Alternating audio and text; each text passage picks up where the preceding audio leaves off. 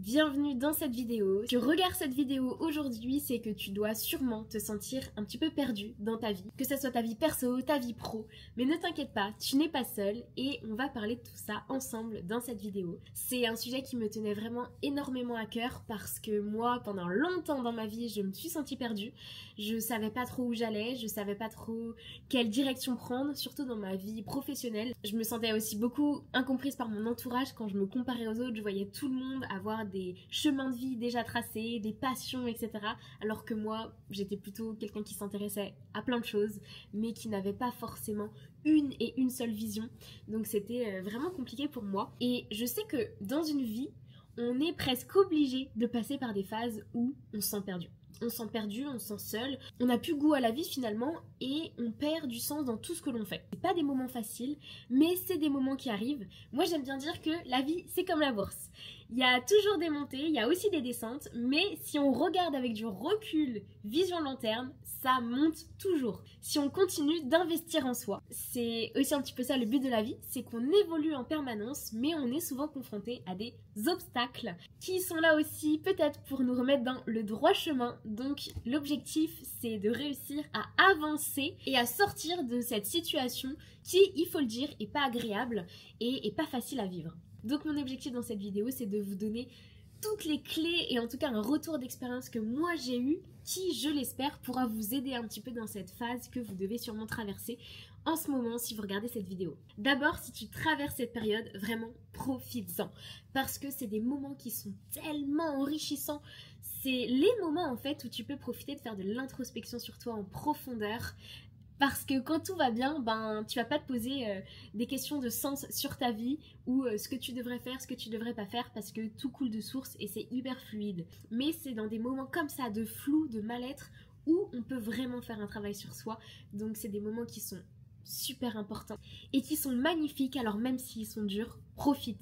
Parce qu'ils font partie du chemin et c'est ça qui le rend beau. Dis-toi que ce n'est pas une faiblesse ce que tu vis là aujourd'hui, mais c'est une étape qui est essentielle pour glow up après et arriver dans cette montée de dingue sur des graphiques après des descentes. On se rappelle toujours, la vie c'est comme la bourse. La vie c'est comme la bourse, ça ne fait que monter. Première étape, on va déjà comprendre pourquoi tu es sûrement dans cette situation aujourd'hui. Parce que la plupart du temps, quand on se sent perdu, c'est parce qu'on a trop suivi les autres, on s'est trop comparé, on a suivi les attentes des autres sans jamais vraiment se connecter à nous, à ce qu'on voulait réaliser, à ce qu'on était à l'intérieur. Et à un moment, en fait, ça explose et on se dit, mais en fait, qu'est-ce que je fais là ? Qu'est-ce que je fais là ? Je suis pas du tout dans la bonne direction, c'est pas moi, c'est pas ce à quoi j'aspire et tout ce qu'on a fait perd de son sens et on se pose des questions existentielles sur le sens de sa vie. Souvent, on a porté même trop d'importance à ce que pensaient les autres et c'est ça qui a drivé toutes les actions qu'on a pu prendre dans notre vie. Rapport aussi à nos blessures, évidemment, mais ce qu'on a fait, c'est qu'on n'a pas priorisé nos ressentis à nous, ce que nous, on voulait être. Et ça, dans tous les cas, c'est aussi le travail d'une vie, c'est les expériences de la vie qui nous permettent d'apprendre de plus en plus à nous connaître, les relations aussi qu'on entretient avec nos amis, notre couple, notre famille. Mais à un moment, si on est trop désaligné, là, notre corps, il va dire stop. Et il va nous envoyer des signaux. Et c'est sûrement ça que tu dois ressentir aujourd'hui, parce que la plupart du temps, on s'arrête qu'à partir du moment où on ressent les signaux physiques que notre corps nous envoie. Et c'est là qu'on ressent ce mal-être profond et ce sentiment de se sentir perdu. Ça peut être à des échelles différentes par rapport à où vous en êtes vous dans votre vie et à votre âge évidemment. Moi j'interprète ça comme le corps vous dit stop, stop, arrête, tu n'es pas dans la bonne direction, il va falloir te réaligner. Et souvent, c'est pour ça d'ailleurs, moi je pense que les anciennes générations de nos parents, ou peut-être vous si vous me regardez et que vous faites partie de ces générations-là, quand ils arrivent à la retraite, ils tombent malades. Et malheureusement, c'est parce que c'est qu'à partir de ce moment-là où ils relâchent. Ils relâchent et ils décident d'écouter leur corps, d'écouter leurs sensations, mais c'est peut-être un peu trop tard parce que physiquement, ça a engendré pas mal de séquelles qui peuvent obliger à ralentir et immobiliser en fonction de la situation de chacun. Mais le but c'est pas d'en arriver là, c'est de travailler sur soi avant tout ça. Et heureusement, il y a de plus en plus de personnes qui parlent de ces sujets, qui pratiquent aussi le développement personnel à des échelles différentes et ça c'est trop chouette. Et le problème dans tout ça, c'est qu'on n'a tellement pas l'habitude d'écouter ses émotions, ses intuitions, ses ressentis, que c'est super dur en fait de ralentir et d'être confronté à tout ça sans savoir quoi en faire et comment réagir. Et c'est exactement pour ça que ça nous met dans le mal. J'ai écrit une phrase que j'ai entendue dans un podcast la dernière fois qui m'a beaucoup parlé.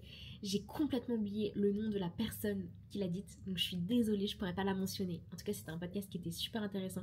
Peut-être que ça vous parlera et dites-le en commentaire si vous avez la ref. Mais la personne disait « Osez affronter ses parts d'ombre pour retrouver la lumière qui se cache derrière. » Et c'est exactement ça. À un moment, si vous voulez avancer et vous voulez trouver la lumière en vous, le feu intérieur qui se cache en vous, parce que vous avez tous un feu intérieur, une raison d'être, une vocation finalement.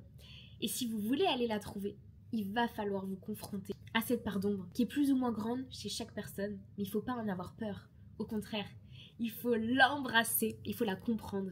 Et ça, c'est le début d'un énorme processus d'introspection, mais qui vaut vraiment, vraiment le coup. Et c'est d'ailleurs sûrement ça que votre corps vous invite à faire aujourd'hui même, si vous vous sentez perdu dans votre vie. Heureusement, il y a des solutions. Et moi, en tout cas, je vais vous partager de mon expérience personnelle et professionnelle parce que j'ai la chance de travailler dans un domaine qui m'élève vers le dev perso en permanence et qui m'oblige presque aussi à en faire en permanence. Et tout ça, ça me passionne. Donc, quand vous êtes passionné, évidemment, ça coule de source. Mais la solution pour réussir à sortir de cette situation, il n'y en a pas deux, il n'y en a pas 40, il n'y en a qu'une seule, c'est d'accepter de ralentir pour écouter. Écouter ce qu'on ressent vraiment, comprendre pourquoi on ressent ça, comprendre qui l'on est et accepter. Et c'est comme ça qu'on se libère et que la clarté revient et que le chemin s'ouvre. Et la plupart du temps, comme je disais, on a forcé jusqu'au bout, jusqu'à ce que ça aille vraiment, vraiment pas. Jusqu'à ce qu'on n'ait plus le choix finalement. Et c'est ça qui est compliqué parce qu'on n'a pas pris l'habitude de le faire. Et je sais à quel point c'est compliqué de ralentir parce que je suis moi-même une personne qu'on peut qualifier d'hyperactive. Pour vous dire, on me surnommait Lily de Spi quand j'étais jeune, donc vraiment, je sais ce que c'est. Il y a 1 an, j'avais été voir une chamane à Bali qui s'appelle Mathilde. D'ailleurs, je l'ai interviewée sur cette chaîne, si vous voulez aller voir, c'est dans les premières vidéos. Et elle m'avait dit une phrase, Lisa, tu n'es pas ce que tu fais. Et je répète cette phrase parce qu'elle est vraiment hyper importante. Vous n'êtes pas ce que vous faites. Et sur le coup, moi j'avais pas compris en fait. J'avais entendu, j'avais pas compris ce qu'il fallait que je comprenne, je pense. Parce que j'étais sans doute pas prête. Et cet été, j'ai repris un travail énorme d'introspection sur moi. Et cette phrase-là est un peu revenue dans mon parcours. Et là, je pense que j'ai compris le sens de cette phrase qui est super importante. C'est que vous n'êtes pas ce que vous faites. Et si vous continuez de penser que vous êtes seulement ce que vous faites, c'est là où en fait vous restez bloqué dans cette zone de mal-être où finalement vous ne savez plus quoi faire pour être et pour exister parce que ce que vous faites n'est plus aligné. Parce qu'à ce moment-là, vous êtes drivé par le faire et pas par le être. Donc vous perdez votre personnalité finalement parce que vous faites pour faire et vous ne faites pas parce que vous êtes. C'est très spirituel. Je sais pas si ça vous parlera, je l'espère. Peut-être que ça vous parlera pas maintenant, mais en tout cas gardez-le en tête parce qu'un jour vous comprendrez cette phrase, je vous assure. Et en tout cas, pour revenir à la situation actuelle dans laquelle vous êtes, la première étape, c'est de conscientiser la situation dans laquelle vous êtes et le fait qu'il va falloir ralentir parce que là, votre corps vous dit stop parce que vous êtes en train de foncer dans une mauvaise direction. Donc maintenant, il va falloir se réaligner. Et d'abord, on va comprendre où est-ce qu'on est actuellement dans notre vie. Et ensuite, on va mettre en place un plan d'action.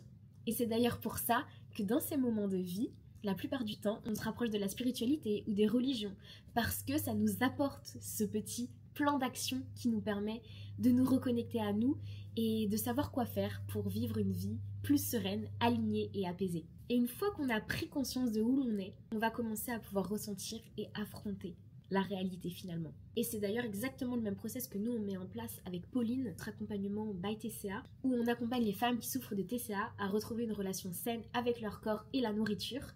Pour ceux qui ne savent pas, les TCA, c'est les troubles du comportement alimentaire. Ça regroupe l'anorexie, l'hyperphagie et la boulimie. Nous, on accompagne seulement les femmes qui souffrent de boulimie et d'hyperphagie.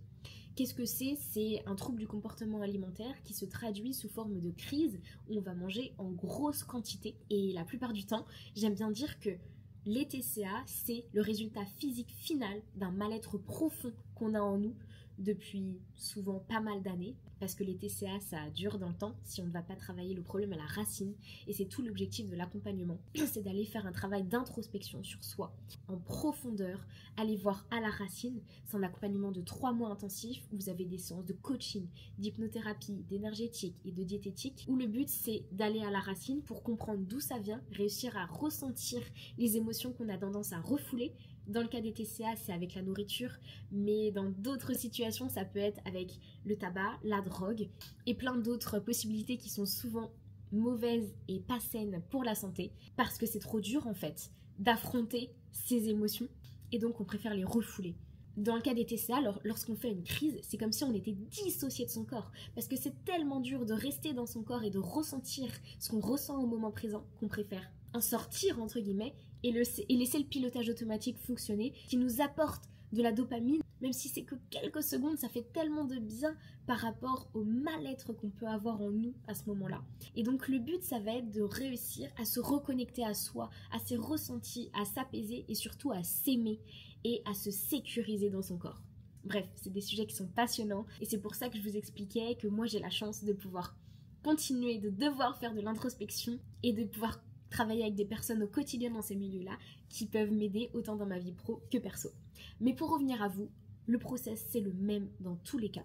C'est toujours de se reconnecter à soi, pour apprendre à se connaître, pour comprendre ses ressentis et pour pouvoir savoir qui l'on est et qu'est-ce qu'on a envie d'accomplir dans cette vie. Et moi j'ai refait encore ce processus cet été, donc c'est tout frais dans ma tête. Et une fois que vous êtes vraiment connecté à vous, à vos besoins, c'est là qu'on peut parler d'alignement.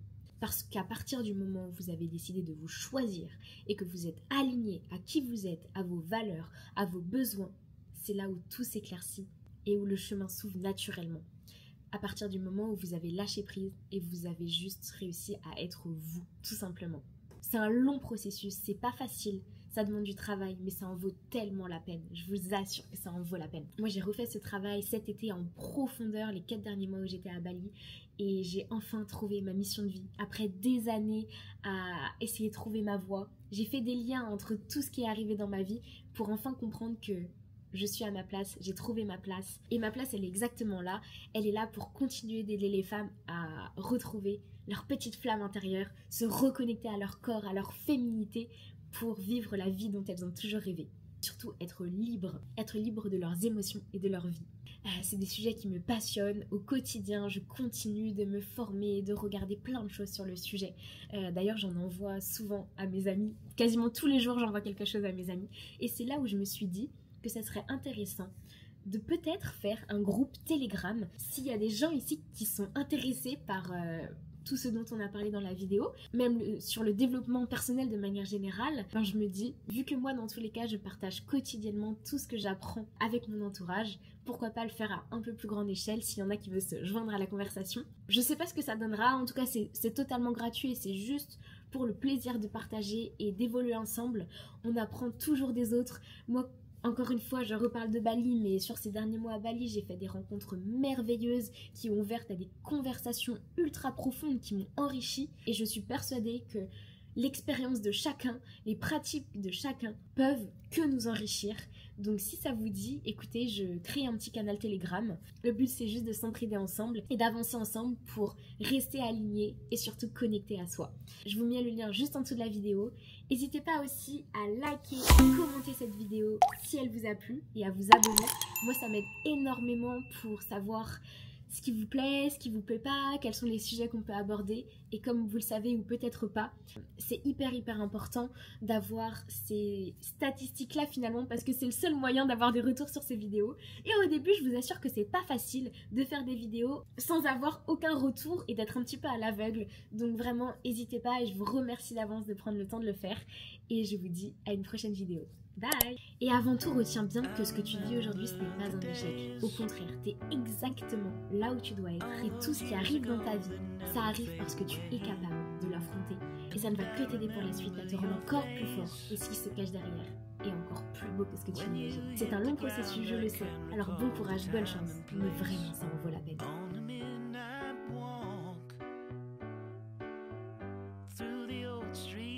Trying to turn back the clock.